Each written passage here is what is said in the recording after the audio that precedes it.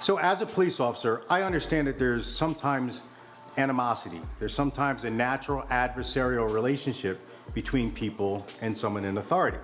And that really shows its head, as we've seen on the media, between young black men in the inner city and law enforcement officers who are there trying to protect them. Oftentimes that protection can result in arrest and so forth. So there is that natural adversarial relationship. So one of the things that I do is I've created some podcasts and I speak publicly, and I'm actually going to be speaking at Rancocas Valley High School about this in May, is how especially a young black man can survive an encounter with a law enforcement officer and still maintain his dignity and his life, which is most important. So I'll touch on just a couple of the tips that I give really quickly. Is one, if the officer's not being the adult in the room, then you have to be the adult in the room, right?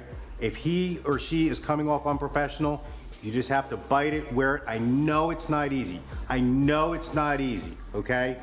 It's just like when I first learned verbal judo and I first learned that people could call me every name in the world as a police officer and I was not legally allowed to react. I'm asking you to do the same thing because your life depends on it. Is be the adult in the room. Let him or her call you whatever he or she wants. Most of it's probably going to be recorded. You'll be able to win that battle in court later. Yes, sir, no, sir, number one. Number two, no sudden movements. Don't move at all. Stop. What did they say to do if you caught on fire? Stop, drop, and roll. I just want you to stop if you're encountered by a police officer. And then ask, sir, what do you need me to do? Ma'am, what do you need me to do? Officer, what do you need me to do? I need your ID. Okay, my ID is in my back pocket. Do you want me to get it?